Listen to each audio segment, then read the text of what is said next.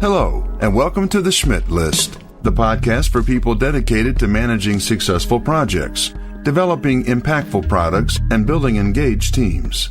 And now, here's your host, Kurt Schmidt. Hello, everyone, and welcome. The role of the business analyst has changed a lot over the years. Add to that the massive shift from waterfall to more agile frameworks. My guest today is Dave Bucklin, a talented business analyst with a background in technical sales, solution design, and application development. Today, we're going to try to answer the question, what is a complete user story? Now that many of us live in an agile world, the roles and processes have changed. And is it for the better? I hope you enjoy Dave and I's conversation as much as I did.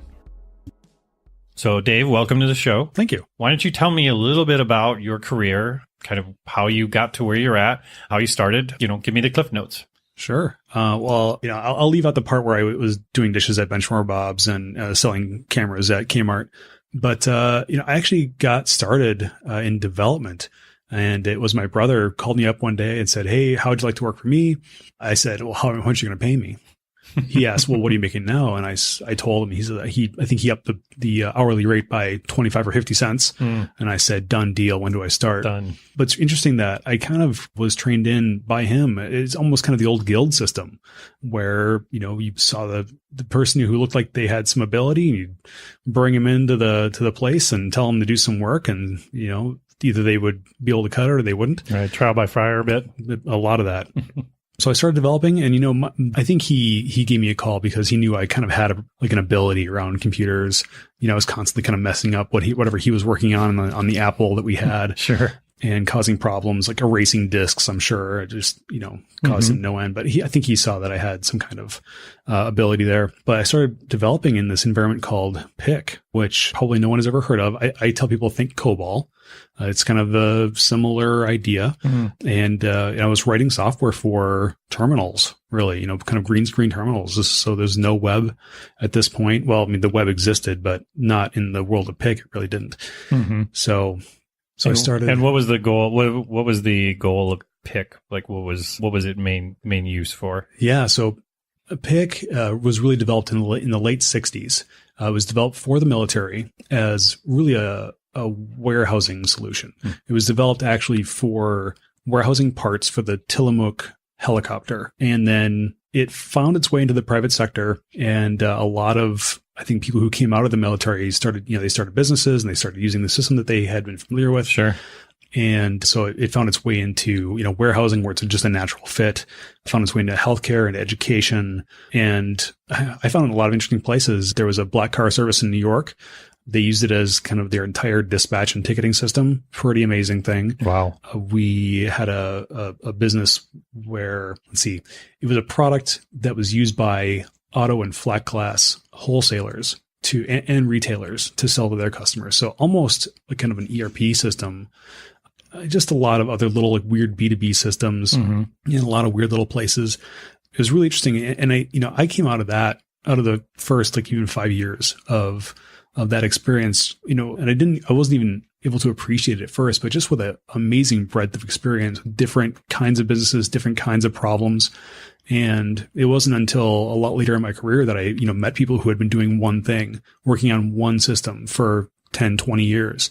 And you can imagine for them, it's harder to adapt to the agency environments that I was in, where you're working for whoever calls you on the phone.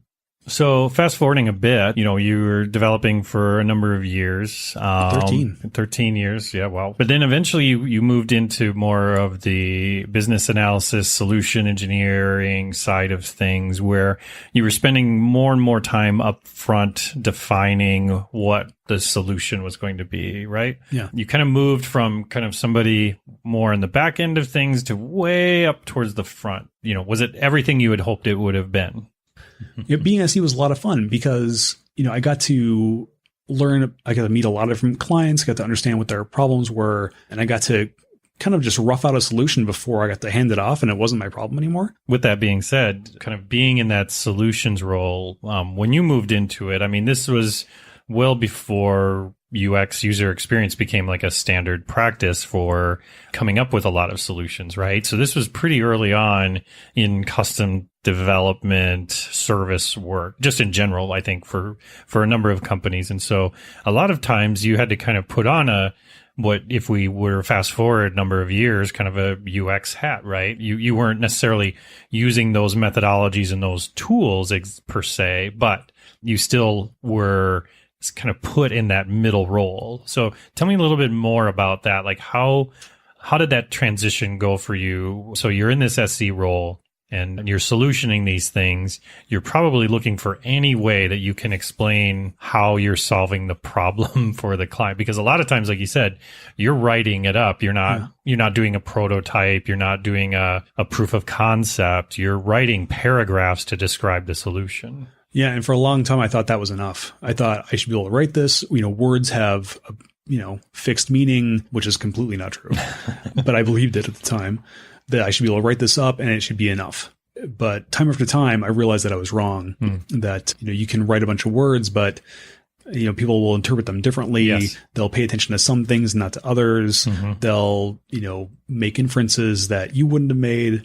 So really interpreting the written word is very fraught. So, honestly, it wasn't until maybe in the last 2 or 3 years that I started regularly turning to visual models to help confirm understanding, to help explain my ideas. So, writing it up is really just the first step. It's just the foundation. Beyond that, I think you really need to start kind of drawing it out, sketching it out. There's like the phrase about a picture is worth 1,000 words. Absolutely. Yeah. And I would say it's, there are things that pictures can do that you just cannot do no matter how much you write. And actually the more you write, the worse it gets, because you're just creating more confusion. So it's almost like you should just go right to pictures as soon as you can. And that's wireframes, that's process flows, that's use case diagrams. And, there's no one of these things is the best way to do it. They're all the best way to do it. And you have to use as many tools as possible to, I use them usually when the client has given me a page of requirements, and I'm doing the air quotes here. Very important. And, this is their understanding of what they're trying to do.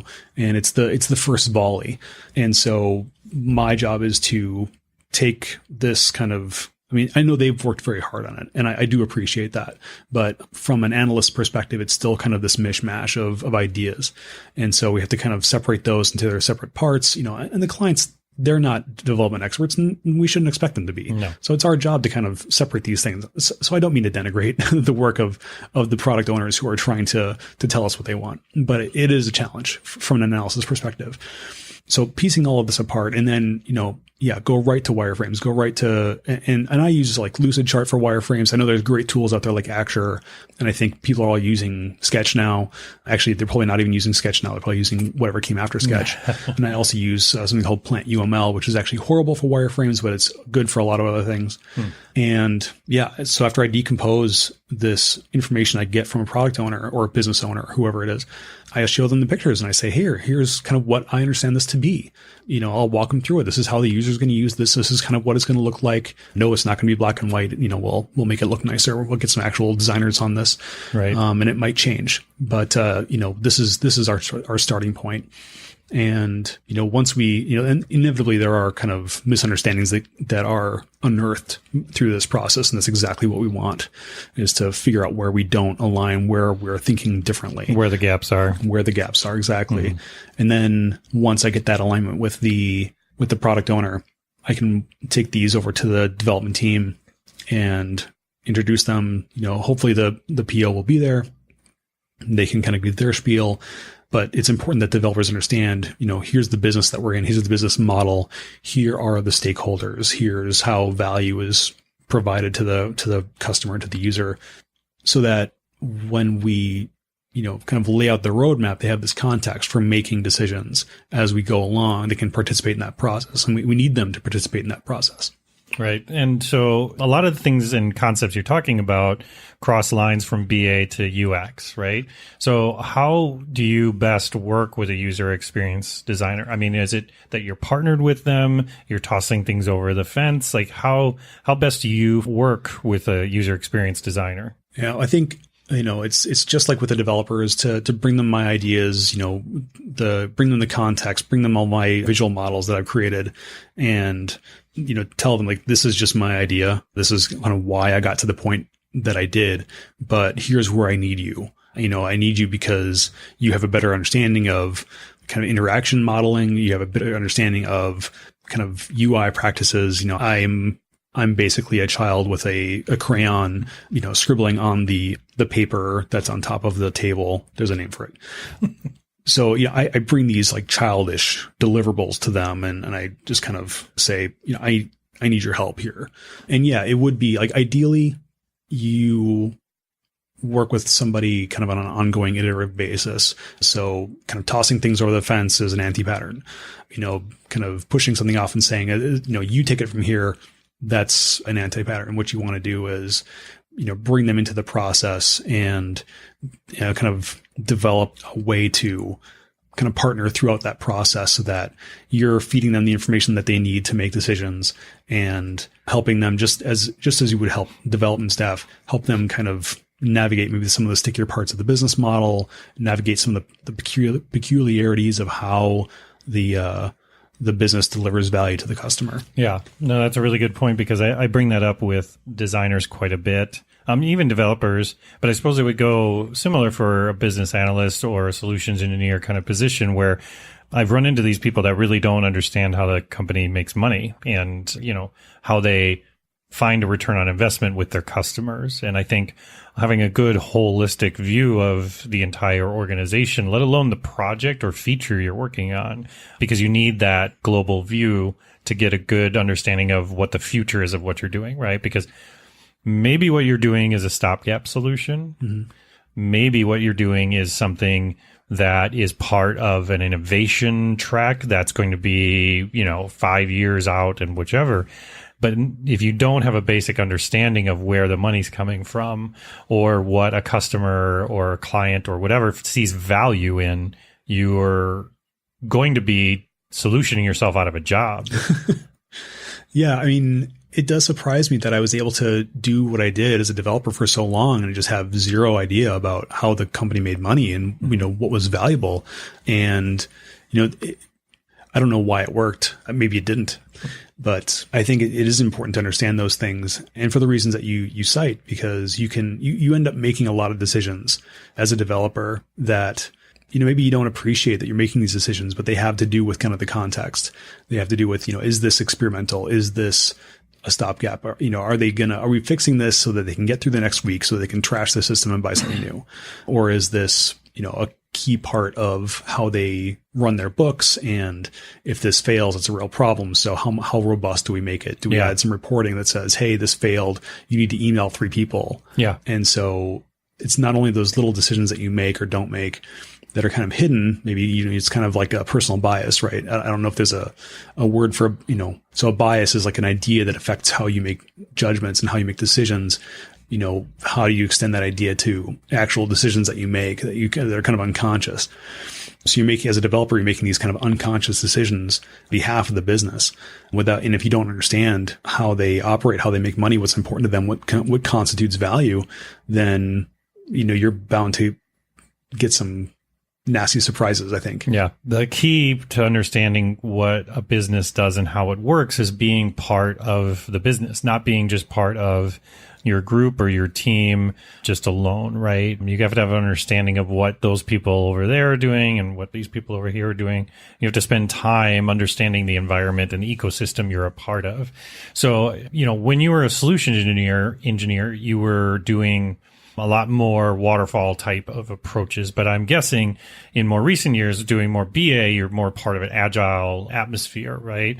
What do you feel like are the benefits of either or? Is it better now that things are more focused on agile delivery? I mean, obviously being able to deliver something every 2, 3, 4 weeks and see progress from it versus it going into this black hole seems like an obvious plus. But I do argue with people that sometimes waterfall does have its place in today's world still. I bet the right context first, but that's a whole different discussion to have. But for you, kind of in your experience, because you were part of that world, there's a lot of people that have only grown up in this agile sort of world. Can you tell me about some of the key differences that you felt as you made that transition? So, moving from being a solution engineer to being a BA, and titles aside,